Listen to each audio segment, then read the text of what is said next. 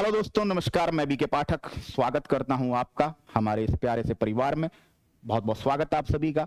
Jaideep sir से maths आप पढ़ रहे होंगे बहुत बढ़िया तरीके से। और अब हम साइंस की बात कर लेते हैं। तो थर्ड ग्रेड एग्जाम को हमने टारगेट किया है और 30 सवाल आते हैं साइंस के। सबसे पहले हमने स्टार्ट किया है केमिस्ट्री को, और केमिस्ट्री में आप जो टॉपिक देखने जा रहे हैं वो टॉपिक है तत्व यौगिक मिश्रण, element compound mixture. Element compound mixture में बहुत बेसिक बातें आपको सीखने को मिलेंगी जो आपने कभी भी नहीं सीखी होंगी। अच्छे अच्छे धुरंधरों को ये अंतर करना नहीं आता, एलिमेंट क्या होता है, मॉलिक्यूल क्या होता है, मिक्सचर क्या होता है, कंपाउंड क्या होता है, कौन प्योर होता है, कौन इम्प्योर होता है। ठीक है, कैसे उनको आइडेंटिफाई करें और कैसे मिश्रणों को कैसे छांटें, सेपरेट कैसे करें, ये सारा का सारा आपको इस टॉपिक में देखने को मिलेगा। थ्योरी पूरी आप पढ़ेंगे यहां पर। एलिमेंट कंपाउंड मिक्सचर के वीडियोस आपको इस टॉपिक में, इस वीडियो में आपको देखने को मिलेंगे ही। साथ ही साथ अगर आप चाहते हैं कि एक complete course third grade exam को डेडिकेट करता हुआ आपको मिल जाए, तो दोस्तों अभ्यास मैथ्स एप्लीकेशन है हमारी, उस एप्लीकेशन को आप डाउनलोड करें गूगल प्ले स्टोर से। अभ्यास मैथ्स सर्च करेंगे और वहां पर maths special, science special and maths science combo तीनों ही कोर्सेज वहां पर अवेलेबल होंगे। ठीक है, मैथ साइंस कॉम्बो की अगर बात करें तो प्राइजेस 699 है, और मैथ्स का जो कोर्स है उसकी प्राइस 399 है, और साइंस का जो कोर्स है उसकी प्राइस भी 399 है। ठीक है, तो कॉम्बो कोर्स पर हमने एक 100 रुपीज का डिस्काउंट आपको दिया है। कॉम्बो आप एंजॉय करें। 30 एंड 30 60 सवाल का जुगाड़ आपका यहां पर हो रहा है। कोई बाध्यता नहीं है। वो बच्चे जो लग्जरी चाहते हैं, है ना, वीआईपी ऑडियंस के लिए होता है ना, प्राइम ऑडियंस के लिए है ये, है ना। बाकी सेम कंटेंट आपको यूट्यूब पर इन वीडियोस में मिल ही रहा है, तो बिंदास होकर पढ़ें। किसी भी विद्यार्थी को अच्छी एजुकेशन के लिए पैसा खर्च करने की बाध्यता हमारे यहां नहीं है। हम लोग अच्छी एजुकेशन, घर घर एजुकेशन की थीम पर काम कर रहे हैं, तो बिंदास इस वीडियो को देखें और एंजॉय करें। तो हम लोग एलिमेंट के बारे में पढ़े, हम लोग कंपाउंड के बारे में पढ़े, मिक्सचर के बारे में पढ़े, मॉलिक्यूल के बारे में पढ़े, अणु के बारे में, परमाणु के बारे में, मिश्रण के बारे में, यौगिक के बारे में डिटेल में खोल खोल के पढ़ा है हमने। और उसके बाद हम लोग मिक्सचर की पूरी डिटेल भी लिया था कि होमोजीनस हेट्रोजीनस मिक्सचर क्या होता है, समांगी विषमांगी मिश्रण क्या होता है। साथ में हमने ये भी डिस्कस किया था कि जो मिक्सचर्स हैं, जो सॉल्यूशंस हैं, वो कितने टाइप के होते हैं। 3 टाइप के पढ़ाए थे आपको, ट्रू सॉल्यूशन, कोलोइडल सॉल्यूशन और आपके सस्पेंशंस, है ना, निलंबन विलयन, वास्तविक विलयन और कोलाइडी विलयन। अब एनसीईआरटी जो है आपकी, उसने कोलाइडी विलयनों को अलग अलग कैटेगरीज में बांटा है, कोलाइडल सॉल्यूशंस को। ठीक है, तो हाँ, तो आज हम इसके बारे में डिस्कशन करेंगे, कोलाइडी विलयन। देखिए, कोलाइडी विलयन, कोलोइडल सॉल्यूशन, कोलाइडी विलयन। जो कोलोइडल सॉल्यूशन होते हैं, इनके बारे में काम की बात आपको बताता हूं। कोलोइडल सॉल्यूशन, कोलाइडी विलयन। ठीक है, देखिए क्या होते हैं कोलाइडी विलयन के बारे में क्या पढ़ना है आपको। जो कोलाइडी विलयन होते हैं, इनमें 2 कंडीशन होती है। एक होती है परिक्षिप्त प्रावस्था, परिक्षिप्त प्रावस्था, इसको बोला जाता है, ये कर्सर क्यों आ रहा है बोर्ड पे, परिक्षिप्त प्रावस्था इसको बोलते हैं। डिस्पर्स्ड फेज, सब समझ में आएगा, नए शब्द से, नए वर्ड से परेशान मत होइए। परिक्षिप्त प्रावस्था और परिक्षेपण माध्यम, ये 2 वर्ड हैं। परिक्षेपण माध्यम, आप कहेंगे सर ये क्या आ गया यार। ठीक है, देखते हैं। डिस्पर्स्ड फेज और डिस्पर्सन मीडियम, ये अब कोलाइडी विलयन में 2 प्रकार के कंपोनेंट्स होते हैं। एक होता है परिक्षिप्त प्रावस्था, एक होता है परिक्षेपण माध्यम। एक होती है डिस्पर्स्ड फेज, एक होती है डिस्पर्सन मीडियम। ठीक है, डिस्पर्स्ड फेज का मतलब होता है कि जिसे घोला गया है, विच इज डिसॉल्व्ड, यानी कि ये एक तरीके से किसी विलयन में जो विलेय का काम था ना, सॉल्यूट जिसे घोला जा रहा था, ठीक है, उसे आप क्या कह दिया, उससे आपने कह दिया परिक्षिप्त प्रावस्था। ठीक है, विच इज डिसॉल्व्ड, किसको घोला गया है, किस अवस्था को घोला गया है, सॉलिड को घोला गया है, लिक्विड को घोला गया है, या गैस को घोला गया है। ठीक है, और डिस्पर्सन मीडियम बोला गया है जिस अवस्था में घोला गया है, जिस अवस्था में घोला गया है, जिस अवस्था में घोला गया है। तो जिस स्टेज को घोला गया है उसको आपने बोल दिया डिस्पर्स्ड फेज, और जिस अवस्था में घोला गया है, इन विच स्टेट इज डिसॉल्व्ड, किस अवस्था में उसको क्या किया गया है, घोला गया है, उसको आप क्या बोल दोगे, डिस्पर्सन मीडियम। जैसे मान लीजिए गैस को घोला गया है लिक्विड में, किसी भी गैस को लिक्विड में घोला गया है, तो घोला किस में गया है, लिक्विड में, तो लिक्विड को उस जगह क्या बोलोगे, द्रव को क्या बोलोगे, परिक्षेपण माध्यम, डिस्पर्सन मीडियम। और घोला किसको गया है, गैस को, तो गैस क्या कहलाएगी वहां पे, गैस कहलाएगी परिक्षिप्त प्रावस्था, डिस्पर्स्ड फेज। ठीक है, तो कोलाइडल सॉल्यूशंस की जो टर्मिनोलॉजी है वो समझिएगा। कोलाइडी विलयनों में जो विलेय है, जो सॉल्यूट है, जिसे घोला जा रहा है, विच इज बीइंग डिसॉल्व्ड, जिसे घोला जा रहा है, उसको आप कहोगे क्या, उसको बोलोगे परिक्षिप्त प्रावस्था, डिस्पर्स्ड फेज। ठीक है, और जिसमें घोला गया है, इन विच बीइंग डिसॉल्व्ड, जिसमें घोला गया है, उस स्टेट को, उस अवस्था को, उस स्टेज को क्या बोला जाता है, उसको बोला जाएगा बच्चों परिक्षेपण माध्यम, उसको बोला जाएगा डिस्पर्सन मीडियम। ये बात यहां तक क्लियर हुई है या नहीं हुई है, एक बार कमेंट बॉक्स में मुझे बताइए कि भाई ये चीज सॉल्व हुई नहीं हुई है, क्योंकि ये समझ में आए बगैर फिर आगे की कहानी समझ में नहीं आएगी। ठीक है, तो एक बार इसको समझिए, क्या अच्छे से समझ में आया आप लोगों को। ठीक है, अब कोलाइडल सॉल्यूशंस को हम अलग अलग टाइप्स में क्या करेंगे, बांटेंगे। कोलाइडी विलयनों को अलग अलग प्रकारों में हम क्या करेंगे, डिफरेंशिएट करेंगे। ठीक है, चलिए ओके, है ना। अब देखना जरा, चलते हैं हम नेक्स्ट स्लाइड पे, देखिएगा। सबसे पहला समझ रहे हैं, सबसे पहला टाइप, सबसे पहला टाइप गैस में द्रव और गैस में ठोस, दो मीडियम सबसे पहले पढ़ रहे हैं। अब जब गैस में द्रव की बात कर रहे हो तो जो परिक्षेपण माध्यम है, परिक्षेपण माध्यम जो डिस्पर्सन मीडियम है, एक तो वो कहलाएगा, दूसरा कहलाएगा परिक्षिप्त प्रावस्था, मैं इंग्लिश में भी लिख दूंगा, टेंशन नहीं लीजिए आप। और फिर क्या पढ़ेंगे, नाम पढ़ेंगे, और फिर पढ़ेंगे एग्जाम्पल, क्या एग्जाम्पल हो सकते हैं। ठीक है, ये चार हम लोगों ने कॉलम्स बनाए यहां पे। ठीक है, जो परिक्षेपण माध्यम है उसको आप बोलेंगे डिस्पर्सन मीडियम। डिस्पर्सन मीडियम का क्या मतलब था, जिसमें घोला गया है। ठीक है, ये हो गया परिक्षिप्त प्रावस्था, इसको बोला जाता है डिस्पर्स्ड फेज, इसको बोला जाएगा सॉल्यूशन का नाम, और आगे लेंगे हम एग्जांपल्स। ठीक है, डन। अब सबसे पहले गैस में द्रव, क्या मतलब रहा इसका, गैस में द्रव का मतलब रहा कि यहां पे गैस में द्रव का मतलब बन गया liquid in gas, liquid in gas.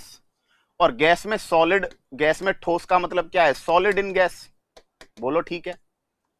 अब मुझे बताओ कि दोनों ही कंडीशंस में जो परिक्षेपण माध्यम है जिसमें घोला गया है वो क्या होगा, बोलो गैस। यहां पे भी क्या होगा, गैस। यहां गैस में किसको घोला गया है, परिक्षिप्त प्रावस्था कौन सी है, लिक्विड।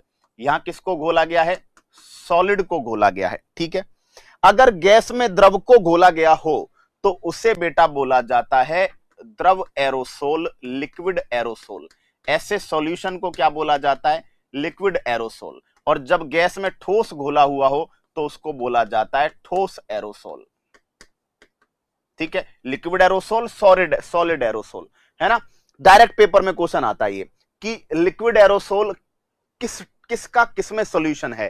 ठीक है, तो आप बताएंगे कि लिक्विड एरोसोल गैस में लिक्विड का मिक्सचर है, गैस के अंदर क्या है, लिक्विड है। सॉलिड एरोसोल की बात करेंगे तो गैस में सॉलिड। ठीक है, अब बात करेंगे एग्जांपल्स की। जब आप लिक्विड एरोसोल के एग्जांपल पढ़ोगे तो सबसे पहले पढ़ोगे बादल, क्लाउड्स। बेटा एक बात बताओ, बादल जो होते हैं, बादलों में क्या होता है, बहुत सारी गैस, और उनमें थोड़ा बहुत क्या होता है, पानी। वही पानी तो बरसात के रूप में नीचे आता है। ठीक है। तो बादल जो होते हैं, क्लाउड्स जो होते हैं, वो क्या बताओ, वो एक टाइप का कोलोइडल सॉल्यूशन है। किस प्रकार का सॉल्यूशन है? द्रव एरोसोल होते हैं बादल, है ना। और द्रव एरोसोल लिक्विड एरोसोल है, इसका मतलब क्या है कि बादलों में गैस के अंदर क्या घुला हुआ है? लिक्विड। गैस में क्या है? लिक्विड है। बादल के अलावा बेटा धुंध, धुंध जिसको बोला जाता है मिस्ट, और बेटा कोहरा जिसको बोला जाता है फॉग। तो धुंध और कोहरे में भी आपको पता है कि धुंध और कोहरा दोनों ही सिचुएशंस में जो वायु है, जो एयर है, जो कि गैस होती है, अरे भाई जो वायु होती है, जो एयर होती है, वो क्या होती है? गैस। उसमें गैस में क्या भरा आता है? पानी की बूंदें, है ना, वाटर ड्रॉपलेट्स, ठीक है। तो ये तीनों एग्जांपल्स किसके हो गए? Liquid aerosol. डायरेक्ट एनसीईआरटी पूछती है बादल, धुंध, कोहरा किस टाइप के सॉल्यूशंस हैं, किस टाइप के विलियन हैं, तो आप क्या बोलोगे? भैया ये किस टाइप के हैं? ये आपके लिक्विड एरोसोल है। अब सॉलिड एरोसोल का मतलब क्या है? गैस में ठोस। और गैस में ठोस की बात करोगे तो यहां आएगा धुआं, स्मोक। धुआं क्या होता है बेटा? धुआं क्या होता है? ठीक है, आपने कोई कार्बन या कुछ जलाया, है ना, लकड़ी जलाई आपने, है ना। अब क्या हो रहा है कि जैसे जैसे वो कार्बन जल रहा है तो उसका जो काला काला धुआं है, उस कार्बन के जो डस्ट पार्टिकल्स हैं वो ऊपर जा रहे हैं। और ऊपर क्या है? एयर। तो एयर में क्या घुल गया? सॉलिड। एयर क्या थी? गैस। उसमें क्या घुल गया? ठोस। तो बेटा धुआं। और धुएं के अलावा धूल जिसे बोलते हैं डस्ट। तो धुआं और धूल, डस्ट एंड स्मोक, ये दोनों किस टाइप के कोलाइडी विलयन है? किस टाइप के कोलोइडल सॉल्यूशन है? ठोस एरोसोल। तो दो टाइप के, देखो गैस में दो टाइप के आपके मिक्सचर बनेंगे, एक तो गैस में लिक्विड, गैस में सॉलिड। गैस में लिक्विड को द्रव एरोसोल कहेंगे और गैस में सॉलिड को ठोस एरोसोल, सॉलिड एरोसोल के नाम से जाना जाएगा। बात समझ में यहां तक आ गई क्या? जवाब दीजिएगा मुझे, ठीक है, जवाब दीजिएगा, है ना, क्लियर? ठीक है। तो हमारा पहला गैस के अंदर पड़ा। अब हम सेकंड किसके अंदर पढ़ेंगे? सेकंड हम पढ़ेंगे लिक्विड के अंदर, ठीक है। तो थर्ड, फोर्थ और फिफ्थ, ठीक है, यहां हम पढ़ेंगे द्रव में सबसे पहले गैस, गैस इन लिक्विड, फिर सेकंड पढ़ेंगे द्रव में द्रव, लिक्विड इन लिक्विड, और थर्ड पढ़ेंगे द्रव में ठोस। यानी हम सॉलिड, लिक्विड, गैस तीनों को अब किस में घोल रहे हैं? लिक्विड के अंदर घोल रहे हैं, ठीक है। जब लिक्विड के अंदर घोलेंगे तो इनके सुनिएगा, तो यहां पे बताओ जो मीडियम होगा, जिस मीडियम में घोला जा रहा है वो मीडियम कौन सा होगा? तीनों में ही लिक्विड। लिक्विड तीनों में हम किस में घोल रहे हैं? लिक्विड में घोल रहे हैं, है ना। घोल किसको रहे हैं? इसमें हमने गैस को घोला, इसमें हमने लिक्विड को घोला, और इसमें हमने सॉलिड को घोला, ठीक है। अब चलिए नाम, इनके नाम। जब लिक्विड में गैस को डाला जाएगा तो इसका नाम रखा जाएगा फोम, इसका नाम रखा जाएगा झाग, ठीक है। क्या रखा जाएगा? इसका नाम झाग रखा जाएगा। जब द्रव के अंदर क्या हो बताओ? द्रव के अंदर क्या घुला हुआ हो? द्रव के अंदर गैस घुला हुआ हो। जैसे फॉर एग्जाम्पल किसी भी टाइप के फोम हो, ठीक है। इसके अलावा सोडा वाटर हो, ठीक है। तो सोडा वाटर हो गया, फोम हो गया। ये किसके एग्जाम्पल है बताइएगा? ये आपके एग्जाम्पल हैं फोम के। लिक्विड का लिक्विड में मिक्सचर होता है, उसे बोला जाता है इमल्सन, उसे बोला जाता है पायस। और पायस का एग्जाम्पल बहुत आता है पेपर में। जो पायस का एग्जाम्पल है दूध, इसी का एग्जाम्पल है ऑयल, तेल, इसी का एग्जाम्पल है हेयर क्रीम, हेयर क्रीम्स। ये किसके एग्जाम्पल्स है बताओ? ये सब इमल्सन के एग्जाम्पल हैं, ठीक है। उसके बाद बात आती है कि लिक्विड में सॉलिड को घोला जाएगा, है ना, द्रव में ठोस को घोला जाएगा, तो इसको सॉल बोला जाएगा। क्या बोलेंगे? सॉल, है ना। और इसमें कौन कौन आता है? इसमें आते हैं पेंट्स, है ना, जो रंग आते हैं। इसमें आती है इंक, ठीक है। इसमें आता है क्या? इसमें आता है ब्लड। ब्लड में भी बहुत सारे, लिक्विड में बहुत सारे सॉलिड सोल्यूबल होते हैं, ठीक है। इसी में आता है आपका जो क्या बोलते हैं, कोशिका द्रव्य, जो आपकी बॉडी में पाया जा रहा है, कोशिका द्रव्य, इंग्लिश में बोलते हैं साइटोप्लाज्म, ठीक है। इसी के अंदर आ रहा है आपका धातुओं का विलयन, है ना। जो हम मेटल्स होते हैं उनको घोलते हैं ना, धातुओं का विलयन। धातुओं का विलयन का मतलब होता है मेटल सॉल्यूशंस, मेटेलिक सॉल्यूशंस। तो जो धातुओं के विलयन होते हैं वो भी किस में आते हैं बेटा? वो भी आपके सॉल में आते हैं, ठीक है। तो फोम, इमल्सन, सॉल, एक बार वापस से मैं रिपीट कर देता हूं, देखो इसको समझो। गैस पहले हमने देखो, हम तीनों में पढ़ेंगे, गैस में लिक्विड को मिलाया, गैस में सॉलिड को मिलाया। गैस में लिक्विड को मिलाएंगे तो उसको क्या बोलेंगे, लिक्विड एरोसोल। गैस में सॉलिड को मिलाएंगे, सॉलिड एरोसोल। गैस में द्रव, इसका मतलब ज्यादा मात्रा में गैस, उसमें थोड़ी मात्रा में द्रव, तो बादल। बादलों में गैस में लिक्विड होता है, धुंध में गैस में लिक्विड होता है, और जो कोहरा है, जो फॉग है, उसमें भी गैस में क्या होता है, लिक्विड होता है। ठीक है, जब बात करेंगे सॉलिड एरोसोल मतलब गैस में सॉलिड, तो डस्ट और स्मोक, धुआं और धूल। ठीक है, एनसीईआरटी के एग्जांपल है। क्लियर, ये हुआ हमारा। इसके बाद हम गए नेक्स्ट पे। नेक्स्ट पे गए तो आपने क्या पढ़ा, यहां पर हम लिक्विड में गैस, लिक्विड में लिक्विड और लिक्विड में सॉलिड, मतलब हम लिक्विड में चीजें मिक्स कर रहे हैं, गैसेस, लिक्विड, सॉलिड। लिक्विड में गैस मिलाओगे तो क्या, और लिक्विड में गैस, समझो पानी है, पानी में कोई गैस आपने क्या कर दी, बहुत तेजी से मिक्स कर दी, तो बताओ उसमें क्या बन जाएंगे, फोम बनने लगेंगे, झाग। तो झाग आ गया। फोम और सोडा वाटर, सोडा वाटर में झाग बनते नहीं बनते, कोल्ड ड्रिंक्स में बनते, अरे कोल्ड ड्रिंक, ठीक है, जो आपके कोल्ड ड्रिंक होती है, उन कोल्ड ड्रिंक में क्या होता है, जो ड्रिंक होती है उसमें कार्बन डाइऑक्साइड गैस बहुत प्रेशर पे मिक्स करते हैं, तो उसमें हिलाते हैं, क्या बन जाते हैं, बहुत सारे फोम बन जाते हैं, झाग बन जाते हैं। ठीक है, इसके बाद बात करें लिक्विड का मिक्सचर। ठीक है, तो फैट और वाटर का मिक्सचर होता है क्या, ऑयल, सॉरी, जो आपका दूध है मिल्क, वो किसका मिक्सचर होता है, फैट का और वाटर का, वसा और पानी का होता है। ठीक है, क्लियर। उसके बाद ऑयल, उसके बाद हेयर क्रीम, डन है ना। इसी तरह जब द्रव में ठोस की बात की जाती है, मतलब द्रव ज्यादा हो उसमें सॉलिड घुला हुआ, तो पेंट का मतलब सॉलिड होता है, पेंट या रंग। अरे होली खेली होगी ना पानी में, वो पाउच आता है, पाउच में कलर होता है, उसको मिलाते हैं, घोलते हैं, तो क्या बन गया, वो बन गया सॉल, है ना। इसके अलावा इंक मिलाते हैं, डाइज वगैरह बनाते हैं। ब्लड जो होता है, हमारे ब्लड में बहुत सारे मिनरल्स, बहुत सारे calcium, sodium, potassium, blood liquid है लेकिन उसमें सॉलिड कंडीशन में वो घूमते रहते हैं। जो हमारा साइटोप्लाज्म में, जो हमारी कोशिकाओं के अंदर का लिक्विड है, उसमें भी बहुत सारे सॉलिड होते हैं। और धातुओं का विलयन, डिफरेंट टाइप के जो मेटल्स होते हैं उनको पिघला के और उनका जो सोल्यूशन बनाते हैं, वो भी क्या बन जाता है, वो भी आपका सॉल बनेगा। ठीक है, उसको भी आप क्या बोलोगे, सॉल बोलोगे भैया। ठीक है, बात समझ में आ गई, चलिएगा, है ना। अब आगे बात करते हैं। अब हमारा जो नेक्स्ट कैटेगरी बनेगी वो बनेगी, अब हम किस में मिक्स करेंगे, सॉलिड में। तो हम ठोस में गैस, पहले ठोस में गैस मिक्स करेंगे, सॉलिड में गैस, फिर सॉलिड में लिक्विड, सॉलिड में लिक्विड मिक्स करेंगे। ठीक है, और फिर सॉलिड में सॉलिड मिक्स करेंगे, ठोस में ठोस मिक्स करेंगे। ठीक है, कंप्लीटली लॉजिकल है टॉपिक, है ना। अब जैसे ही आप ये मिक्स करोगे तो मीडियम तीनों में कौन सा रहेगा, सॉलिड। और जो फेज हम मिक्स करेंगे, है ना, जो मीडियम रहेगा तीनों में क्या रहेगा, सॉलिड रहेगा। हम मिला किस में रहे हैं, सॉलिड में रहे हैं। किसको मिला रहे हैं, तो पहले मिला रहे हैं गैस को, फिर मिला रहे हैं लिक्विड को, और फिर मिला रहे हैं आप सॉलिड को।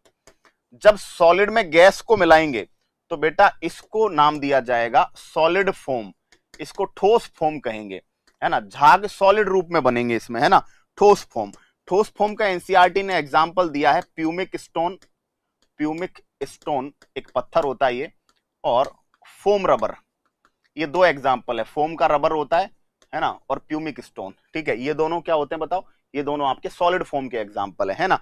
उसके बाद सॉलिड को जब लिक्विड, अब समझो सॉलिड में लिक्विड, द्रव ज्यादा, सॉलिड ज्यादा हो उसमें लिक्विड, तो बेटा इसको बोलेंगे जेल, है ना। इसमें आता है आपका पनीर, इसमें आता है आपका मक्खन, ठीक है, इसमें आता है बूट पॉलिश, जो बूट पॉलिश होती है, शू पॉलिश होती है, वो इसी में आती है।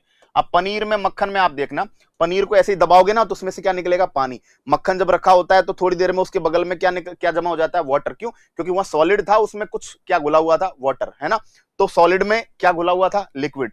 सॉलिड में सॉलिड जो होता है उसको बोलते हैं सॉलिड सॉल, उसको बोलते हैं ठोस सॉल।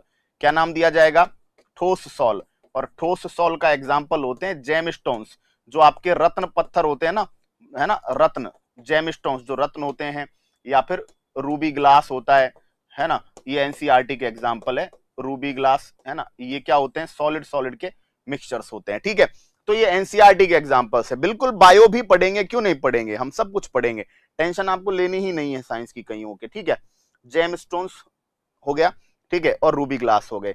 तो कोलाइडी विलियनों को हमने 3 कैटेगरीज में बांटा है, ठीक है।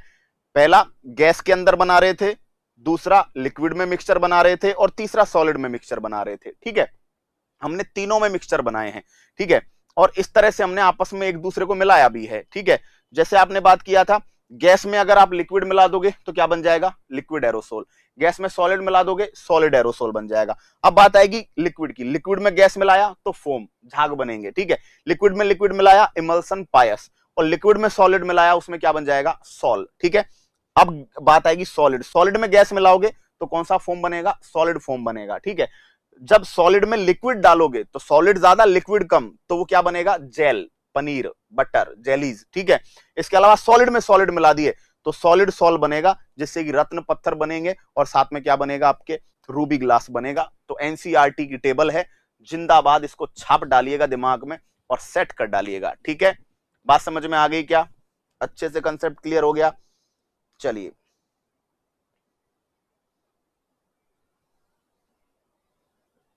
ठीक है।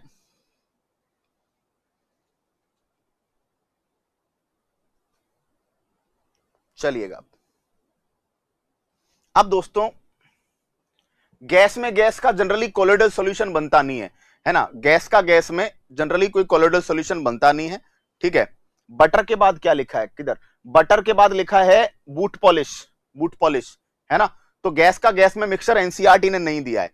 जनरली गैस का गैस में मिक्सचर जो है वो एयर कहलाएगा जनरली, लेकिन वो किसी टाइप का सॉल्यूशन नहीं माना जाता, उसे विलयन नहीं मान रहे हैं, ठीक है, उसे घोल नहीं माना है, वो सिंपल एक समांगी मिश्रण है, ठीक है। क्योंकि गैस में गैस का मिक्सचर क्या होता है, एयर, और एयर जो होता है वो ट्रू सॉल्यूशन बनाता है, वो वास्तविक विलयन बनाता है, वो कोलोइडल सॉल्यूशन नहीं बनाता। कल भी मैंने आपको बताया था कि वायु किस प्रकार का मिक्सचर बनाती है, समांगी, होमोजीनस, और होमोजीनस मिक्सचर सारे किस में आते हैं, ट्रू सॉल्यूशन में, वास्तविक विलयन में आते हैं। तो एयर बनेगा, वो जो एयर है वो किस टाइप का मिक्सचर है, वो आपके ट्रू सॉल्यूशन है, उसको कोलोइडल में नहीं रखा जा रहा है, क्योंकि उसमें पार्टिकल्स का साइज जो है वो 1 नैनोमीटर से छोटा है। समझ गए बेटा, कंसेप्ट क्लियर हो गया है ना। अब मैं बढ़ जाऊं आगे। अब हमारे लिए जो सबसे इंपॉर्टेंट है वो है मिक्सचर्स के सेपरेशन के मेथड, मिश्रणों को पृथक करने की विधियां, methods of mixture separation, methods of mixture separation. Methods of mixture separation का मतलब है मिश्रणों के पृथक्करण की विधियां, मिक्सचर्स के सेपरेशन के मेथड। भाई जो मिक्सचर्स है ना आपस में मिल गए, अब हम चाहते हैं कि उसके जिन चीजों से मिक्सचर बना है हम चाहते हैं कि उनको वापस ऑब्टेन करें, हम चाहते हैं कि मिक्सचर्स के कंपोनेंट्स को अलग अलग कर दें। तो there are many types of mixture separation methods, बहुत टाइप के मिक्सचर्स को सेपरेट करने के मेथड्स हैं। हम कैटेगरी वाइज पढ़ेंगे और कंप्लीट पढ़ेंगे। देखिए, सबसे पहले हम लोग सॉलिड सॉलिड को, सॉलिड सॉलिड जो मिक्सचर होता है, ठोस ठोस का जो मिश्रण होता है, ठोस ठोस मिश्रण को अलग करने के सिस्टम समझते हैं। ठोस ठोस का मिश्रण, सबसे पहला हम कैटेगरी पढ़ रहे हैं, सॉलिड सॉलिड मिक्सचर हो हमारे पास, सॉलिड सॉलिड, सॉलिड सॉलिड का कोई मिक्सचर हो तो उसको छांटने का हमारे पास तरीका है। सबसे पहला जैसे है ना, अब पहला मेथड है यहां पर हैंड पिकिंग, हैंड पिकिंग और सीविंग। अब ये क्या है, हैंड पिकिंग का मतलब होता है हाथ से छांटना, हाथ से छांटना, और दूसरा होता है छानना। ये कब होता है, ये दोनों ही तब आते हैं, हाथ से छांटने का भी और छानने का भी, ये दोनों तब आते हैं। हैंड पिकिंग का मतलब है हाथ से उठाना। ये दोनों मेथड कब काम आएंगे बेटा, ये दोनों मेथड काम में आएंगे जब इंप्योरिटी, जब अशुद्धि, इंप्योरिटी व प्योरिटी के साइज में अंतर है, साइज में अंतर है। यानी जब अशुद्धि बड़े आकार की हो, जिसको आपको छांटना है ना, जब वो बड़े आकार की हो, तो अशुद्धि जब बड़े आकार की होती है, ठीक है, तो हम उसे हाथ से भी छांट सकते हैं या फिर हम क्या कर सकते हैं, उसको छान सकते हैं छलनी के द्वारा। जैसे समझिए, मान लीजिए आपको क्या करना है, मान लीजिए आपको अनाज से कंकड़ उठाने हैं, अनाज से कंकड़, अनाज से कंकड़ का मतलब है टाइनी स्टोन्स फ्रॉम ग्रेन। अगर आपको अनाज से क्या उठाने हैं, छोटे छोटे कंकड़ उठाने हैं, तो आप क्या कर लोगे भाई, आप उसको हाथ से भी छांट सकते हो। इसके अलावा छलनी, ऐसी छलनी जिसमें से अनाज निकल जाए लेकिन वो कंकड़ के पार्टिकल्स उसमें क्या हो जाएंगे, रह जाएंगे। तो इसके लिए आप दो मेथड काम में लोगे, हैंड पिकिंग भी ले सकते हो, सीविंग यानी छानना भी ले सकते हो। बात समझ में आ गई क्या? ठीक है। नेक्स्ट मेथड जो आपका आएगा यहां पे सॉलिड सॉलिड में, ठीक है, वो काम में आएगा थ्रेसिंग। किसान के बच्चे सब जानते हैं थ्रेसिंग। थ्रेसिंग जो थ्रेशर मशीन करती है। तो थ्रेसिंग में क्या होता है कि जो धान या डंठल होता है उससे अनाज को अलग किया जाता है। पैडी या स्टॉक जो होता है उससे ग्रेन आप ऑब्टेन करते हो। पैडी का मतलब होता है धान, है ना, और स्टॉक का मतलब होता है जो डंठल। तो आपने देखा होगा कि थ्रेसर में हम क्या करते हैं, पूरा का पूरा जो डंठल होता है उसको डालते हैं, उसमें से क्या होता है, जो अनाज है वो अलग हो जाता है और जो भूसा है वो क्या हो जाता है, अलग हो जाता है। ठीक है, क्लियर हो गई बात यहां तक? ठीक है, बोलो। तो ये मेथड कौन सा है, थ्रेसिंग। तीसरा है, नेक्स्ट है आपके पास विनोइंग। विनोइंग का मतलब एक तरीके से होता है हवा में उड़ाना। हवा में उड़ाना, तो हवा में उड़ाना ये कब करते हो, ये कब करते हो, जब अशुद्धि जो हो, इंप्योरिटी जो हो वो हल्की हो, लाइक तिनका हो, फाइबर्स हो, भूसा हो, ठीक है, वो। क्लियर? तो विनोइंग आपने देखा होगा गांव में लोग क्या करते हैं, गांव में लोग जनरली जैसे जैसे अनाज वगैरह के अंदर धूल मिट्टी वगैरह जब भर जाती है ज्यादा, ठीक है, तो क्या करते हैं, गांव की जो औरतें होती हैं वो हवा की डायरेक्शन में खड़ी हो जाती हैं चेयर के ऊपर, है ना, और उसमें परात वगैरह जो होती है उसमें भरती है गेहूं को और ऐसे फटकती हैं। ऐसे फटकती हैं, उससे क्या होता है, गेहूं में तो वो तो वजनदार होता है, अनाज तो मतलब अनाज तो वेटफुल होता है, ठीक है, तो वो तो नीचे गिरेगा सीधा। लेकिन हवा जो चल रही है तेज, उसमें क्या होगा, जो डस्ट है, जो फाइबर्स हैं, जो भूसे हैं, वो क्या हो जाएंगे बताओ, वो हवा के साथ में थोड़ा दूर चले जाएंगे। ठीक है, कूलर से भी कई लोग कूलर चला के और फिर अनाज को पटकते हैं, उससे क्या हो जाता है, वो क्लीन हो जाता है। तो इसको बोलते हैं विनोविंग। क्या बोलेंगे बेटा, विनोइंग बोलते हैं। इसका मतलब होता है हवा में उड़ाना। ठीक है, क्लियर, वायु के झोंके से अलग करना। ठीक है, तो अनाज से भूसा, तिनके, पत्तियां, लीव्स वगैरह जो है वो इसी टेक्निक के द्वारा क्या की जाती है बेटा, अलग की जाती है। बात समझ गए क्या? तो सॉलिड से सॉलिड को अलग करने के जो मिक्सचर्स हैं उनमें ये हुआ एक। ठीक है, उसके बाद हुआ एक ऊर्ध्वपातन, सब्लिमेशन। ऊर्ध्वपातन, सब्लिमेशन।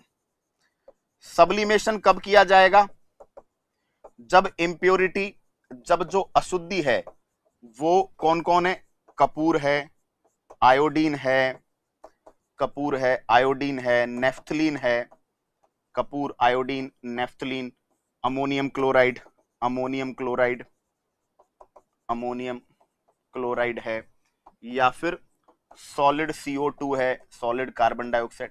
अगर आपके पास इंप्योरिटी के रूप में, अशुद्धि के रूप में कौन है, कपूर है, कॉम्फर है, आयोडीन है, नेफ्थलीन है, तो क्या करेंगे, ऊर्ध्वपातन। ऊर्ध्वपातन में क्या होता है, इन्हें गर्म करेंगे। जैसे ही गर्म किया मिक्सचर को, तो जो बाकी चीजें हैं वो तो लिक्विड में कन्वर्ट होंगी। मान लो सॉलिड सॉलिड है तो बाकी के पार्ट तो लिक्विड में कन्वर्ट होगा, लेकिन कपूर जो सॉलिड से सीधा किस में जाएगा, गैस में। जैसे ही गैस में जाएगा, आप गैस को इकट्ठा कर लो, इकट्ठा करके उसको वापस ठंडा कर दो। जैसे ही ठंडा करोगे वापस कपूर आपको ऑब्टेन हो जाएगा। ठीक है, तो ये मेथड्स हैं, मेथड है ना। आपके पास कौन कौन से मेथड हम लोग पढ़े हैं, मेथड में आपको देखिए कैटेगराइजेशन करता हूं। मेथड आपके रहे सबसे पहले method number A, hand picking और सीविंग। हाथ से कब छांटेंगे, छानेंगे कब, जब इंप्योरिटी का साइज बड़ा हो, है ना, अशुद्धि जो है वो बहुत बड़े आकार की हो, तो आप उसे छान भी सकते हैं, हाथ से भी अलग कर सकते हैं। ठीक है, सी में आपने पढ़ा ऊर्ध्वपातन, कब, जब इंप्योरिटी आपकी कपूर, आयोडीन, नेफ्थलीन, है ना, अमोनियम क्लोराइड या सॉलिड CO2 कार्बन डाइऑक्साइड की फॉर्म में हो तब, है ना। इसके अलावा बेटा, इसके अलावा अगर आपके पास जो आपको क्या करना है, जो धान है, जो डंठल है, जो अनाज के जो पैडी होती है, पैडी बोलते हैं धान को, डंठल को, उससे आपको क्या करना है, अनाज के जो दाने हैं वो चाहिए आपको, ग्रेन चाहिए, तो उसके लिए आप थ्रेसिंग करोगे। और थ्रेसिंग के बाद आपको क्या करना है, अगर कचरा वगैरह जो है इकट्ठा हो गया वहां पे, है ना, पत्तियां हैं, लीव्स हैं, ठीक है, 1 सेकेंड, अगर आपके पास क्या है, अगर आपके अनाज वगैरह में क्या इकट्ठी हो गई है, लीव्स इकट्ठी हो गई हैं, पत्तियां इकट्ठी हो गई हैं, फाइबर्स, तिनका, भूसा वगैरह जो है इस तरह का कचरा है, लाइट वेट, है ना, लाइट वेट इंप्योरिटी है तो हवा के झोंके से, है ना, हवा में उड़ा देते हैं हम लोग उसको, ठीक है, इस तरह हम लोग उसे अलग करेंगे। तो बेटा बहुत ही सिंपल सा मेथड है ये, बहुत ही सिंपल सा, ठीक है। और इसके द्वारा गांव में बहुत लोग क्या करते हैं, बहुत लोग जो है अपने जो अनाज है उसकी इंप्योरिटीज को क्लीन करते हैं, ठीक है। बात समझ में आ गई क्या? चलिए बोलो, डन है यहां तक? कोई दिक्कत? अच्छे से समझ में आ रही है क्या चीजें?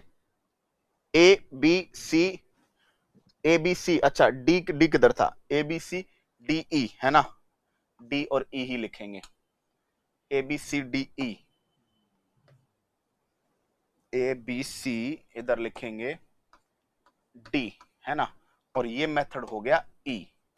5 मेथड, ठीक है, समझ गए क्या? सबको मैंने अलग अलग तरीके से डिफरेंशिएट कर दिया है बच्चों, अलग अलग तरीके से डिफरेंशिएट कर दिया आपके आगे, ताकि कोई दिक्कत आपको आए नहीं, ठीक है। अब बात करेंगे कौन सा मिक्सचर? लिक्विड लिक्विड, द्रव द्रव का मिक्सचर, लिक्विड लिक्विड मिक्सचर। द्रव द्रव को अलग करना है तो सबसे पहले आप ये देखेंगे कि वो घुलनशील मिक्सचर है, सॉल्यूबल मिक्सचर है, या फिर अघुलनशील मिक्सचर है, यानी कि लिक्विड्स का डिसॉल्व्ड है, अच्छे से डिसॉल्व्ड है, या फिर इमिसिबल है। इमिसिबल का मतलब होता है अमिश्रणीय, जो आपस में घुल नहीं सकते, ठीक है। तो अगर वो दोनों एक दूसरे में अच्छे से घुल गए हैं लिक्विड, तो आप क्या करोगे? तो आप उसका लिक्विड लिक्विड मिक्सचर अलग तरीके से आप उसको अलग करोगे, और अघुलनशील है तो अलग तरीके से करोगे, ठीक है।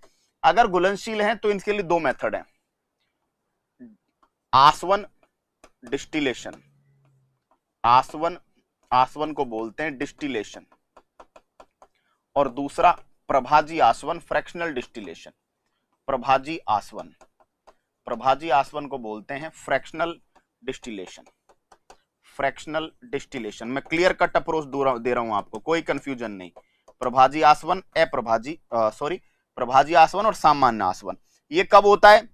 जब जो द्रव घोले गए हैं ना, द्रवों के क्वथनांक में, द्रवों के बॉइलिंग पॉइंट में, जब द्रवों के क्वथनांकों में, बॉइलिंग पॉइंट्स में, क्वथनांकों क्या बोलते हैं? बॉइलिंग पॉइंट्स में कम अंतर हो, है ना, और कम अंतर कितना हो? Less than 25 kelvin. यानी अगर जो भी आपके पास मिश्रण में, मिक्सचर में जो भी कंपोनेंट्स हैं, उनके बॉइलिंग पॉइंट्स में क्या होना चाहिए? डिफरेंस कितने का कम से कम डिफरेंस होना चाहिए? 25 केल्विन का डिफरेंस होना चाहिए। लेस देन का मतलब है कम अंतर हो, नहीं, क्वथनांकों में 25 केल्विन से ज्यादा अंतर हो, उनके बॉइलिंग पॉइंट्स में किससे ज्यादा डिफरेंस हो? 25 केल्विन से ज्यादा डिफरेंस हो, तो आसवन किया जाएगा। आसवन में क्या करेंगे? आसवन में पहले उसका वाष्पन करेंगे, पहले उसका इवेपोरेशन करेंगे, पहले उसे गर्म करेंगे, है ना, गर्म करके बॉइलिंग पॉइंट जैसे ही आएगा वो ऊपर इकट्ठा हो जाएगा, समझना, मैं कंसेप्ट समझाऊंगा, और फिर उसे वापस ठंडा कर लेंगे, संघनन कर लेंगे। तो आसवन की क्रिया में जो पहला स्टेप है वो इवेपोरेशन है, वाष्पन है, और दूसरा स्टेप है संघनन, ठीक है। अब समझना कैसे। मान लीजिए आपके पास कोई मिक्सचर है ना, और उस मिक्सचर में एक का बॉइलिंग पॉइंट 70 डिग्री सेंटीग्रेड और दूसरे का 100 डिग्री सेंटीग्रेड, ए और बी दो घुले हुए हैं। अब आपको इनको अलग करना है, आप क्या करोगे? इसको गर्म करना स्टार्ट करोगे। जैसे ही 70 स्टार्ट होगा, जैसे ही 70 आएगा, तो ए क्या है? वेपर में इकट्ठा होने लग जाएगा, हम इसे इकट्ठा कर लेंगे, ठीक है। ए जो है जैसे ही वेपर में पहुंचा, हमने इसको इकट्ठा कर लिया, ठीक है। अब बताओ, ये इकट्ठा जैसे ही किया, क्या किया हमने? यहां पे पहले वाष्पन, फिर इसको वापस ठंडा कर लिया, तो उसको संघनन कर लिया, हमको ए यहां मिल गया, और यहां क्या बचा रह गया? बी। समझ गए क्या? अगर ए बी सी 3 होते तो 70 पे ए उड़ जाता, फिर बी और सी बचते, 100 पे बी उड़ जाता, ठीक है। फिर मान लो सी वो बच गया। क्लियर? समझ रहे हो? तो इससे क्या पता चल रहा है? इससे पता चल रहा है कि भाई आपको क्या करना है, जब क्वथनांकों में अंतर हो तो हम उसे गर्म करेंगे, अपने अपने क्वथनांक पे, अपने अपने बॉइलिंग पॉइंट पे एक एक लिक्विड क्या होता जाएगा? वेपर में कन्वर्ट होता जाएगा। हम उस वेपर को इकट्ठा कर लेंगे, इकट्ठा करके उसे वापस ठंडा करेंगे, तो वापस से वो गैस से क्या बन जाएगा? लिक्विड, ठीक है। तो ये कौन सी विधि है? आसवन विधि है। आसवन विधि में क्या कर रहे हैं? गर्म करके ठंडा करेंगे, गर्म करके गैस बनाएंगे, अलग चेंबर में इकट्ठा करके वापस ठंडा कर देंगे। लेकिन ये कब पॉसिबल है? ये तभी पॉसिबल है जब द्रवों के क्वथनांकों में पर्याप्त अंतर हो। एकदम नजदीक में अगर बॉइलिंग पॉइंट्स हुए तो फिर कंफ्यूजन हो जाएगी। ठीक है, क्लियर हुई बात। प्रभाजी आसवन कब करते हैं? जब 25 केल्विन से कम अंतर हो, 25 केल्विन से कम डिफरेंस हो बॉइलिंग पॉइंट्स में। ठीक है, क्वथनांकों में 25 केल्विन से कम डिफरेंस हो। एग्जांपल में आता है पेट्रोलियम से, जो पेट्रोलियम का शुद्धिकरण है, जो पेट्रोलियम से पेट्रोल डीजल है ना, पेट्रोलियम से पेट्रोल डीजल, ठीक है, ईटीसी प्राप्त करना है ना। तो जो कच्चे तेल होते हैं इनसे डिफरेंट टाइप के जो लिक्विड्स हैं पेट्रोल डीजल आदि को ऑब्टेन जो करते हैं वो किस प्रोसेस के द्वारा करते हैं? फ्रैक्शनल डिस्टिलेशन, प्रभाजी आसवन विधि। ठीक है, समझ गए क्या? ये कब होगा? जब मिक्सचर पूरी तरह घुल गए हैं एक दूसरे में। अगर दोस्तों अघुलनशील मिक्सचर है, मतलब जैसे मान लीजिए ऑयल और तेल और किसका मिक्सचर है? ऑयल और वाटर का मिक्सचर है, आपस में क्या नहीं हुए हैं? मिले नहीं है। ठीक है, तो इनके लिए एक विधि काम में ली जाती है, इसे बोला जाता है फनल, फनल या कीप या पृथक्करण कीप, सेपरेशन फनल, पृथक्करण कीप, है ना। क्यों इसको बोलते हैं? जनरली निथारना एक तरीके से फनल होती है ना। उस फनल में हम क्या करते हैं? उस फनल के माध्यम से, क्योंकि दोनों लिक्विड जो है ना वो कैसे हैं बताओ? अघुलनशील है, वो घुले नहीं है, तो एक की लेयर अलग है, दूसरे की लेयर अलग है। ठीक है, दो लेयर बनेंगी लिक्विड में, जैसे ही दो लेयर बनेंगी, एक लेयर दूसरे लिक्विड की होगी, दूसरी लेयर दूसरे की होगी, हम उसे क्या कर लेंगे? हम उसे फनल के द्वारा, कीपक के द्वारा हम उसे क्या कर लेंगे? अलग कर लेंगे। तो क्वेश्चन आता है ये कि ऑयल वाटर आदि को अलग करना है, अघुलनशील मिश्रण को अलग करना है, तो कीपक या फनल मेथड हम लोग काम में लेंगे। ठीक है, तो बेटा लिक्विड लिक्विड के मिक्सचर को देखो, दोबारा समझ लीजिए, सॉलिड सॉलिड के मिक्सचर को अलग करने की विधियां हैं। सबका देखो लॉजिक है कि भाई अगर अशुद्धि बड़े आकार की है, कंकड़ वगैरह बड़े साइज के हैं, हाथ से छांट लो, नहीं तो छान लो, दोनों हो सकते हैं। ठीक है, अगर अशुद्धि के रूप में कोई कपूर, आयोडीन, नेफ्थलीन है जिनका सब्लिमेशन हो सकता है, तो गर्म कर दो, वो गैस बन जाएंगे सीधा, और उनको इकट्ठा कर लो, फिर ठंडा कर लो, मिल जाएगा हमें। ठीक है, क्लियर। अगर आपके पास, आपको क्या करना है? अनाज प्राप्त करना है, किससे? जो पेड़ पौधे जो होते हैं, पेड़ जो होते हैं उनकी डालें जो होती है, ब्रांचेस होती है, उनसे आपको सीधा ग्रेन प्राप्त करना है, तो थ्रेसिंग करोगे। और अगर अनाज में कचरा, डस्ट, भूसा, लीव्स, तिनके, है ना, फाइबर्स ये अनाज में इकट्ठे हो गए हैं, उनको अलग करना है, तो आप उसे क्या करेंगे? कूलर की हवा में या किसी ऊंचाई से उसको पटकेंगे, हवा का विंड वेलोसिटी जो होगी, हवा के वेग में वो क्या हो जाएंगे? जो हल्की जो इंप्योरिटीज है वो क्या हो जाएंगी? उड़ जाएंगी, है ना, और अनाज आपका नीचे गिर जाएगा। गांव में इसी तरह करते हैं। ठीक है, ये आपके मेथड हो गए, है ना। सिंपली समझ में आए क्या? बोलो। उसके बाद हमने लिक्विड लिक्विड मिक्सचर को अलग किया, तो लिक्विड लिक्विड मिक्सचर को अलग करना है, कैसे अलग करना है समझना है कि अगर पूरी तरह घुल गए हैं एक दूसरे में, पता ही नहीं चल रहा है कौन कहां है, तो भाई आसवन या प्रभाजी आसवन करोगे, डिस्टिलेशन या फ्रैक्शनल डिस्टिलेशन। डिस्टिलेशन कब होगा? फ्रैक्शनल डिस्टिलेशन कब होगा? समझ में आ गया होगा।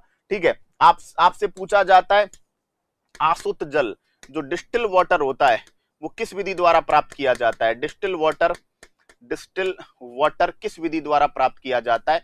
तो आसवन विधि के द्वारा। नाम ही आसुत जल है, डिस्टिल वाटर किस विधि के द्वारा प्राप्त किया जाएगा? आसवन के द्वारा।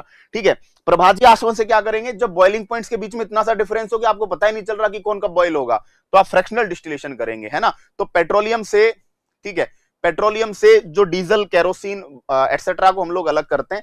ठीक है, तो हमारे पास क्या होगा? यहां से आपको जो है फ्रैक्शनल डिस्टिलेशन काम में लेना पड़ेगा।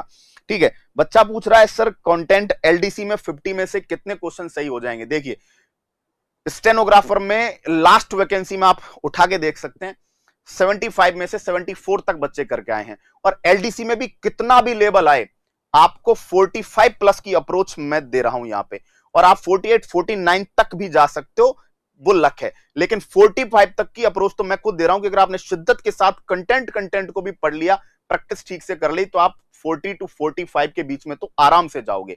ठीक है, क्यों? क्योंकि एलडीसी 2013 में मैं खुद सेलेक्ट हूं, 2018 में बहुतों को पहुंचाया, स्टेनोग्राफर में बहुतों को सेक्रेटरीट में पहुंचाया है, कलेक्टर्स के पीए बने हुए हैं, बहुत सारे इंटरव्यूज में मैं बीच बीच में आपके बीच में लाया हूं। ठीक है, तो मतलब बहुत सारे बच्चे जो हैं साइंस में, तो मतलब आप रेलवेज की एग्जाम में देखें, आप ग्रुप डीज में देखें, आप पीएससी में देखें, UP PSC, Bihar PSC, MP PSC में तक बच्चे 90% से अबव क्वेश्चंस करके आते हैं साइंस में, क्योंकि मेरा तरीका यही है कि मैं कुछ छोड़ नहीं रहा हूं, है ना, हम छोड़ ही नहीं रहे, हम फुल आउट ऑफ फुल पढ़ रहे हैं, पूरा पढ़ रहे हैं, तो औकात क्या कंटेंट की? मुझे बताओ, इतना सटीक, इतना क्रिस्टल क्लियर कहां मिलेगा आपको? मुझे एक जगह बता दो जहां तत्व यौगिक मिश्रण को इस तरह किसी ने पढ़ाया हो आपको। लेकिन जब पढ़ेंगे ना बेटा, तो बोलेगा ये नॉलेज, पंगा नहीं लेगा कोई हमसे, है ना। ये समझ में आ गया क्या, लिक्विड लिक्विड मिक्सचर को। अब हम पढ़ेंगे क्या, सॉलिड लिक्विड मिक्सचर को, ठीक है, सॉलिड लिक्विड मिक्सचर, ठीक है। कौन सा मिक्सचर, सॉलिड लिक्विड मिक्सचर। ऐसा मिश्रण हो जिसमें क्या हो, द्रव में ठोस घुला हुआ हो, लिक्विड में सॉलिड घुला हुआ हो। तो इसके लिए एक मेथड तो है फिल्ट्रेशन। फिल्ट्रेशन, फिल्ट्रेशन का मतलब है निस्यंदन, एक तरीके से इसको भी छानना ही कहते हैं, निस्यंदन। फॉर एग्जाम्पल फिल्ट्रेशन में यहां पे कीचड़ युक्त जल से, ये क्वेश्चन आता है, कीचड़ युक्त जल से साफ पानी, कीचड़ युक्त जल से साफ पानी प्राप्त करना, साफ पानी, pure water from muddy water, pure water from muddy water. तो जो मडी वाटर होता है, कीचड़ युक्त पानी होता है ना, इसको पंकिल जल भी लिखा है एनसीईआरटी ने कई जगह, तो क्वेश्चन भी आए हैं, पंकिल जल से साफ पानी, ठीक है। दूसरा, जैसे मान लो क्या कर रहे हो, जैसे हम चाय छानते हैं, है ना, तो वो भी एक तरीके से फिल्ट्रेशन है, लेकिन मैं इसको कहूंगा फिल्ट्रेशन मतलब किडनी द्वारा, किडनी द्वारा ब्लड फिल्ट्रेशन। किडनी जो ब्लड का फिल्ट्रेशन करती है वो फिल्ट्रेशन ही है, ठीक है। तो फिल्ट्रेशन विधि है, क्लियर। इसके बाद आपसे पूछा जाता है सेकंड वन, सेकंड वन में आप क्रिस्टलाइजेशन, क्रिस्टलीकरण, क्रिस्टलाइजेशन में क्या होता है, क्रिस्टलाइजेशन में आप क्या करते हो, घटक को, कंपोनेंट को क्रिस्टल की फॉर्म में प्राप्त करते हैं, किसी कंपोनेंट को क्रिस्टल की फॉर्म में प्राप्त करते हैं, क्रिस्टल की फॉर्म में ऑब्टेन करते हैं। यानी आपके पास आप जो मिक्सचर है उसको किसकी फॉर्म में प्राप्त करेंगे, क्रिस्टल की फॉर्म में प्राप्त करेंगे, ठीक है। और तीसरा क्या होगा, इवेपोरेशन। इवेपोरेशन क्या होगा, वाष्पीकरण, वाष्पीकरण। वाष्पीकरण में क्या होगा, जो एक घटक है, एक कंपोनेंट है, वो कैसा होगा, वाष्पशील होगा, वो वॉलेटाइल होगा। वॉलेटाइल का मतलब ऐसा होगा जो वाष्प में कन्वर्ट होके उड़ जाएगा, एक उड़ जाएगा तो दूसरा बच जाएगा, ठीक है। समझो, मतलब तीनों मिक्सचर सॉलिड लिक्विड का है, एक तो फिल्टर कर लिया, छान लिया, ठीक है। दूसरे में क्या किया आपने, क्रिस्टलाइजेशन। क्रिस्टलाइजेशन का मतलब है ऐसे मान लीजिए गर्म किया तो एक उड़ गया, दूसरा क्रिस्टल की फॉर्म में प्राप्त हो गया, है ना। यहां पे भी वही सिस्टम है, तो इसको वाष्पीकरण भी कह सकते हो, क्रिस्टलाइजेशन भी कह सकते हो। जैसे क्वेश्चन आता है कि समुद्री जल, समुद्री जल, समुद्री जल से क्या करते हैं, वाष्पीकरण करते हैं, इवेपोरेशन करते हैं, इवेपोरेशन या वेपोराइजेशन करते हैं समुद्री जल का, तो प्राप्त होता है नमक, ठीक है। और नमक का जब क्रिस्टलीकरण करते हैं, नमक का जब क्या किया जाता है, क्रिस्टलाइजेशन किया जाता है, तो शुद्ध नमक प्राप्त होता है, प्योर साल्ट प्राप्त होता है, ठीक है। तो आप ऐसे समझिएगा, क्वेश्चन आ जाता है कई बार कि समुद्री जल से नमक किस विधि द्वारा प्राप्त करते हैं, वाष्पीकरण के द्वारा प्राप्त करते हैं, वेपोराइजेशन के द्वारा प्राप्त करते हैं, ठीक है। और वेपोराइजेशन के द्वारा प्राप्त होगा, ठीक है, तो उसके बाद आपको अशुद्धियां उसमें कुछ होंगी, तो अशुद्धियों को दूर करने के लिए आप क्या कर देंगे, उसका क्रिस्टलाइजेशन कर देंगे, ठीक है, क्रिस्टलीकरण कर देंगे आप, ओके। तो ये था, देखो मैं फिर वही बात कह रहा हूं कि मैं घुमा फिरा के बात नहीं करता, मेरा मेथड है सीधा कान पकड़ो, क्वेश्चन खुद कहेगा क्या है मेरी औकात। लेकिन उसके लिए जरूरी आपने स्टडी कैसी की है, तो स्टडी जितनी वर्गीकृत रहेगी, क्लासिफाइड रहेगी, उतना बेटर रहेगा कि आप क्वेश्चन को समझ पाओगे मुझे क्या करना है। अदरवाइज लोग पूरी मैथ्स पढ़ लेते हैं, क्वेश्चन आता है तो उन्हें पता नहीं चलता फॉर्मूला कौन सा लगाऊं, ठीक है। तो उसके लिए जरूरी है कि आप ना नॉलेज ऐसी लो। तो देखो कोलाइडी विलयन, कोलाइडी विलयनों में जो विलेय होता है, सॉल्यूट होता है, उसको परिक्षिप्त प्रावस्था, डिस्पर्स्ड फेज कहते हैं। और जो विलायक होता है, जो सॉल्वेंट होता है, उसको बोलेंगे परिक्षेपण माध्यम, डिस्पर्सन मीडियम, ठीक है। उसके बाद हमने कोलोइडल सॉल्यूशन के, देखो गैस में कौन कौन से विलयन बनते हैं, तो गैस में लिक्विड, गैस में सॉलिड, विद एग्जांपल मैंने डिस्कस किया। उसके बाद लिक्विड में गैस, लिक्विड में लिक्विड, लिक्विड में सॉलिड, लिक्विड में तीनों टाइप के मिक्सचर बनाए, ये हमने पढ़ा। उसके बाद हमने सॉलिड में तीनों टाइप के मिक्सचर बनाए, वो पढ़ा, ठीक है, और समझा भी। फिर हमने बात की मिश्रणों को पृथक करने की विधियां। तो सबसे पहले पढ़ा किस मिक्सचर को, अगर ऐसा मिक्सचर हो जो सॉलिड सॉलिड का हो, ठोस ठोस का। अब ठोस ठोस के मिक्सचर्स में कैटेगराइजेशन किया हमने, क्या किया कि अगर अशुद्धि बड़े आकार की है तो हैंड पिकिंग कर लो, हाथ से उठा लो, नहीं तो छान लो, ठीक है। अगर अशुद्धि आपकी हल्की है, हल्की अशुद्धि है, तो उसको विनोइंग कर दो। किसान लोग क्या करते थे, चेयर पे चढ़ते थे और उससे अनाज को पटकते थे। जिधर जिधर हवा चलती थी उधर जो धूल के कण है, डस्ट पार्टिकल्स है, भूसा है, चारा है, वो उधर जाके गिर जाता है। और जैसे ही वो गिर जाता है तो अनाज आपका एकदम नीचे गिरता है, अलग हो जाता है। कूलर की हवा से भी कई लोग क्लीन करते हैं, उसे विनोइंग कहते हैं, हवा में उड़ाना, ठीक है। एक होता है थ्रेसिंग, थ्रेशर मशीन जो काम करती है, तो जो अनाज का डंठल होता है उससे वो दाने प्राप्त कराती है, ठीक है। डंठल जो होता है वो तेज स्पीड से किनारों पे उड़ जाता है और जो दूसरा है वो आपको अलग प्राप्त हो जाता है, जो अनाज है, ठीक है। क्लियर हुई बात यहां तक? ये हमने मेथड्स पढ़े। उसके बाद लिक्विड लिक्विड के भी मेथड पढ़े और उसके बाद सॉलिड सॉलिड के भी पढ़े। अब सुनना, क्या सुनोगे? अब सुनना है हमें कुछ और एग्जांपल्स है। जैसे जो कोलाइडी विलयन होते हैं, जो कोलाइडल सॉल्यूशन होते हैं, जो कोलाइडी विलयन होते हैं, जो कोलाइडल सॉल्यूशन होते हैं, इन्हें अपकेंद्रण विधि द्वारा अलग करते हैं। इन्हें अपकेंद्रण विधि, अपकेंद्रण विधि का मतलब होता है, इन्हें अपकेंद्रण का मतलब है सेंट्रीफ्यूग विधि के द्वारा, ठीक है। जैसे दूध से क्रीम निकालते हैं, तो कोलाइडी विलयन दूध है, दूध से क्या निकाला, क्रीम निकाली। किस विधि के द्वारा निकालेंगे? अपकेंद्रण के द्वारा निकालेंगे। तो कोलोइडल सॉल्यूशंस की जो क्लीनिंग है, कोलोइडल सॉल्यूशन से जो सेपरेशन है, वो किससे होगा? अपकेंद्रण विधि से द्वारा होगा। और जो कलर सेपरेशन करना हो, रंगों का आपको क्या करना हो, रंगों का आपको क्या करना हो, पृथक्करण करना हो, कलर्स का सेपरेशन करना हो, तो आप जो विधि काम में लेंगे उसे क्रोमेटोग्राफी लेंगे। क्रोमेटोग्राफी, क्रोमेटोग्राफी को बोलते हैं हिंदी में वर्ण लेखन। क्रोमेटोग्राफी में क्या करते हैं? क्रोमेटोग्राफी में सिलिका जेल काम में लिया जाता है। सिलिका जेल, सिलिका जेल की कैपेसिटी होती है एक, उसे बोलते हैं एडजॉर्प्शन, उसे बोला जाता है अधिशोषण। सिलिका जेल क्या करता है, जो कलर होते हैं उनको अपनी सरफेस पे, किसी भी वस्तु को अपनी सतह पर अवशोषित करना, है ना। Absorption only on the surface is called adsorption, है ना। अवशोषण केवल सतह पे, उसे बोलते हैं अधिशोषण। तो सिलिका जेल की कैपेसिटी होती है कि वो अलग अलग रंग को अलग अलग जगह पे एब्जॉर्ब करता है। तो मान लीजिए आपके पास कोई मिक्सचर है, उसमें 10 कलर है, तो सिलिका जेल उनको 10 अलग अलग जगह पर क्या करेगा, एब्जॉर्ब करेगा। उससे आप उन 10 कलर्स को क्या कर पाओगे, सेपरेट कर पाओगे, ठीक है। तो ये मिक्सचर्स को सेपरेट करने के मेथड्स मैं आपको क्या कर चुका हूं, बता चुका हूं, अच्छे तरीके से बता चुका हूं, ठीक है। मेरी बात समझ में आ गई है? मुझे नहीं लगता किसी भी तरह की कोई दिक्कत आपको आ रही होगी, ठीक है। आगे बात करें, अब देखिएगा, ठीक है। अब क्या होता है, अब मैं लास्ट में आपको पढ़ा देता हूं मिश्रण की सांद्रता। ये फॉर्मूले लिखवा देता हूं, इनको यूज में आगे करके करवाऊंगा आपको। मिक्सचर कंसंट्रेशन, मिक्सचर कंसंट्रेशन का फॉर्मूला, मिक्सचर कंसंट्रेशन के 3 फॉर्मूले हैं, देखो, W by W, W by volume और वॉल्यूम बाई वॉल्यूम। इनको बोला जाता है द्रव्यमान द्रव्यमान प्रतिशत, मास मास परसेंटेज, द्रव्यमान द्रव्यमान प्रतिशत। दूसरा होता है द्रव्यमान आयतन प्रतिशत, मास वॉल्यूम परसेंटेज, द्रव्यमान आयतन प्रतिशत।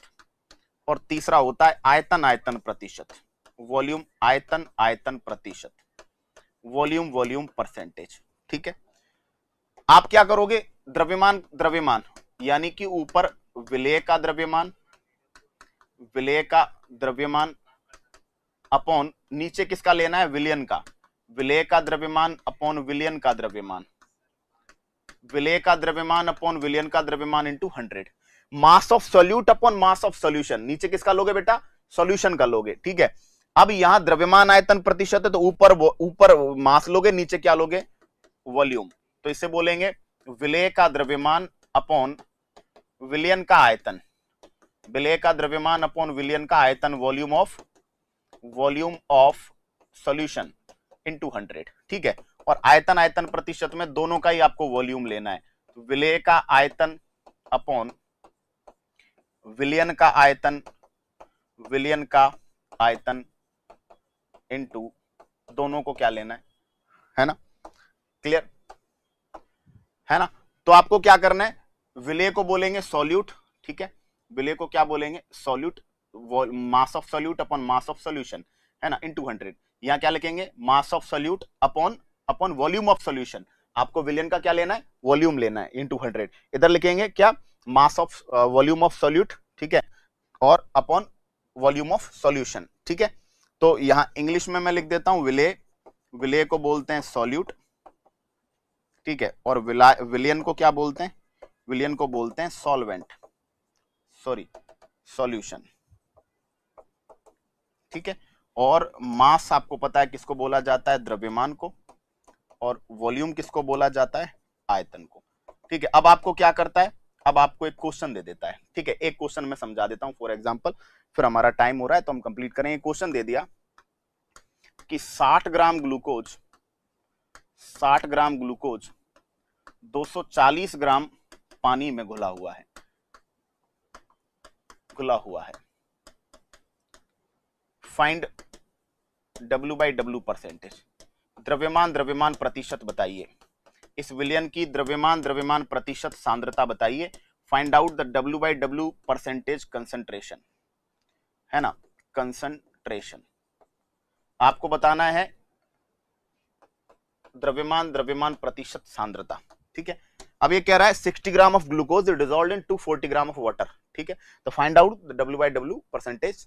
ठीक है, अब आपको क्या करना है, ध्यान दो, घोला, जिसको घोला गया है वो क्या होगा, विले, सॉल्यूट, लेकिन नीचे किसको लेते हैं, नीचे लेते हैं सॉल्यूशन को, लेकिन ये जो दिया है पानी, ये क्या है बेटा, विलायक। खास बात ये है कि ये क्या दिया है, सॉल्वेंट, और आपको पता है सॉल्यूशन कब निकाला जाता है, सॉल्यूट और सॉल्वेंट। ठीक है, तो सॉल्यूट का mass, mass of solute upon mass of solution into 100, ये फॉर्मूला होता है। तो मास ऑफ सॉल्यूट तो 60 है, लेकिन मास ऑफ सॉल्यूशन इन दोनों को जोड़ के निकालोगे, कितना ग्राम हो गया, 300 ग्राम।